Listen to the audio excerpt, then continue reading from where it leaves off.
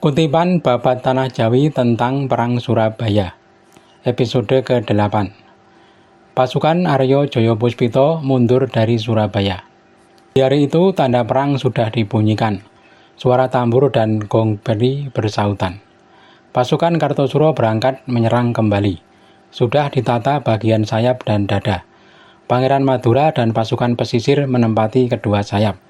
Bagian dada seperti biasa ditempati pasukan Kumpeni. Joyopuspito mendengar bahwa pasukannya akan kembali diserang. Segera Ki Adipati menata pasukannya. Ngabei Jangrono berada di sayap kanan. Joko Tangkeban berada di sayap kiri bersama para mantri. Mereka bersiap menghadang musuh di barat sungai. Pasukan berani mati sejumlah 1.000 berada di depan. Di belakangnya prajurit Talangpati sejumlah 1.000 pula. Tak lama mereka sudah sampai di barat sungai. Pasukan Kartosuro sudah datang. Setelah beberapa saat saling pandang, kedua pasukan segera menerjang. Pecah pertempuran dahsyat. Kedua kubu saling menembak. Suasana menjadi gelap oleh asap mesiu. Pasukan Surabaya tak peduli. Mereka tetap menerjang menembus pekatnya asap. Serdadu Kumpeni terus menembak. Pasukan Surabaya terus maju. Perang jarak dekat tak bisa dihindari. Adipati Joyopuspito berkata kepada para prajuritnya, "Ayo orang Surabaya, pasukan berani mati dan Talangpati, pejamkan mata kalian. Jangan ada yang ingin hidup. Sungguh ini adalah bayaran untuk surga kalian." Prajurit Surabaya mengamuk mengubrak-abrik pasukan lawan. Semua yang diterjang hancur. Pasukan Kumpeni banyak yang tewas. Di belakang musuh hendak membalas. Mayor Gustaf dan Kapten Pardemes bersamaan maju. Komandan Gobio ke tengah mengamuk seperti raksasa.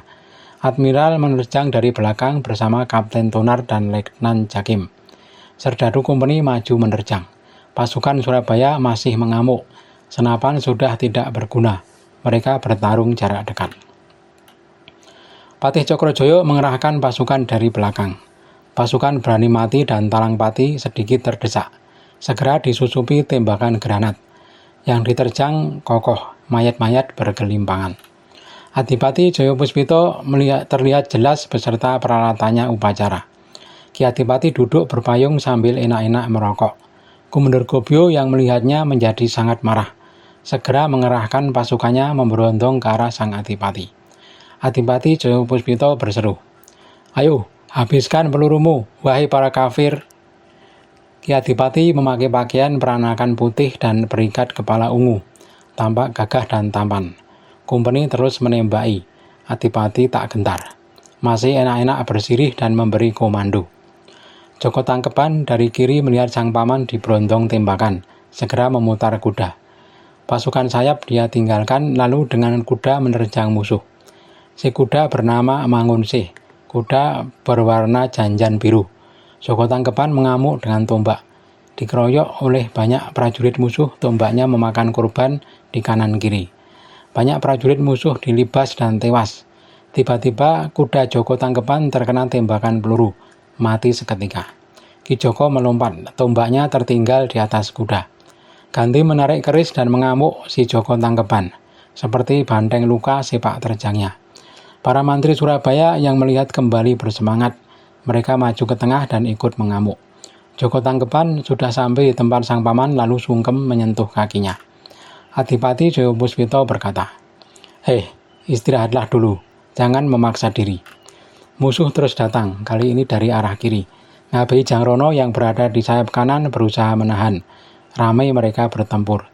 Ngabei Jangrono terkena dadanya dan terluka. Di luar tampak tidak mempan, tetapi dalamnya remuk. Ki Ngabei Jangrono tewas di tempat.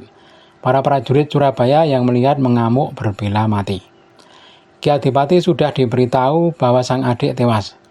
Ki Adipati segera meraih tombak dan bersiap menerjang musuh. Joko Tangkeban dan para mantri tak ketinggalan. Mereka berusaha menahan sang Adipati. "Duh Tuan, jangan maju dulu kalau kami masih hidup. Pasukan Paduka masih banyak. Pasukan berani mati dan Talangpati juga prajurit kaum masih sanggup melawan musuh. Adik Paduka yang tewas, kami akan balaskan." Joyopuspito berkata, "Ayo bersama kita maju. Aku ingin bersama kalian. Hari ini aku ingin maju sendiri. Ayo kita mengamuk sekarang." Para mantri dan Joko Tangkepan berada di depan. Pasukan Branimati dan Talangpati bersama-sama menerjang. Pasukan sayap sudah berkumpul bersama Ki Adipati. Kumendur dan Admiral melihat bahwa Adipati Jayapuspito ikut maju ke depan ke medan perang. Kumendur Gobyo mengerahkan pasukan kompeni untuk menahan. Pasukan pesisir ikut menahan serangan Jayapuspito. Pasukan Surabaya terus mengamuk bersama sang Adipati. Banyak serdadu kompeni tewas. Joko Tangkepan mengamuk ke tengah bersama para mantri. Pasukan Madura diterjang bubar berlarian. Para mantri Surabaya seperti mandi darah musuh yang tewas. Adipati Jayapuspito dikelilingi para pengawal. Gamelan terus berbunyi mengiringinya. Perabotan upacara tak ketinggalan selalu menyertainya. Setiap ditembak, Jayapuspito tak pernah gentar, malah semakin menantang. Ayo, laknat kafir, bawa semua bubuk mesiu ke sini. Ayo, keroyoklah Jayapuspito, teriaknya lantang. Para mantri Surabaya terus mengamuk. Berita kematian Jangrono sudah didengar oleh para istrinya. Mereka kemudian menyusul ke medan perang. Para istri Jayapuspito pun turut menyusul. Mereka berusaha menahan agar Jayapuspito mundur. Besok saja berperang lagi. Dengan menangis mereka menghibah-hibah agar suaminya menuruti permintaannya. Hati Jayapuspito menjadi tidak tenang oleh rengean para istri. Dengan perlahan sang Adipati mundur. Sementara itu di pihak kompeni mereka pun kecapean. Melihat Jayapuspito mundur, mereka pun perlahan mundur. Sambil terus saling menembak, mereka saling menjauh. Hari sudah menjelang malam. Kedua pasukan kembali ke tempat masing-masing. Pasukan Kartosuro kembali membuat pondokan di kota. Mereka menghitung jumlah korban tewas. Ada 2 brigade, sejumlah 800 yang tumpas. Pada malam harinya, Panji Surengrono dan Panji Kartoyudo mendengar kabar bahwa pasukan sang kakak banyak menderita korban. Juga adik mereka Ngabehi Jangrono tewas. Kedua Panji kemudian menghadap Jayapuspito. Keduanya menyarankan agar Adipati Jayapuspito keluar dari kota. Jangan sampai pasukannya berperang di tempat sempit. Adipati Jayapuspito berkata, "Aku ingin bertarung sampai mati di kota. Aku lihat musuh banyak sekali jumlahnya.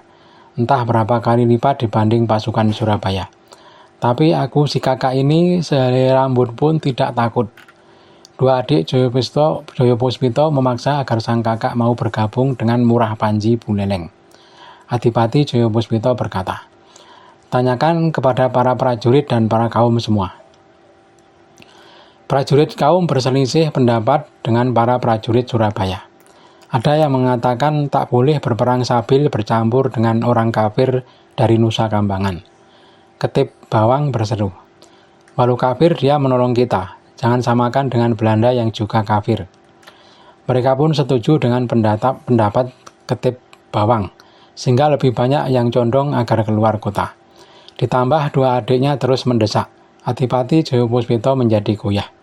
Sang Adipati dan pasukannya akhirnya berangkat keluar kota dan berkumpul di Kapraban. 2 malam di Kapraban, lalu mereka membuat markas di Kaputran. Murah Panji Buleleng pun sudah bermarkas di Kaputran, tetapi tempatnya terpisah jauh dari markas Adipati Jayapuspito.